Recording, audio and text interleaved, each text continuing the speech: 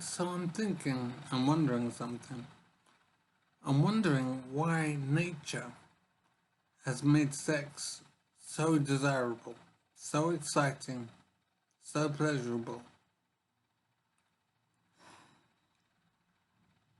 And I'm thinking that nature basically wants men to desire women, wants men to pursue women and focus on women in their lives.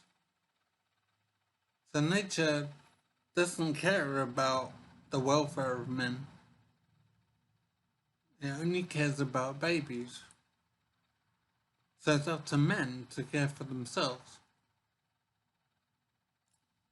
Nature didn't have to make sex so pleasurable, but it did so to get more children, even if unintended.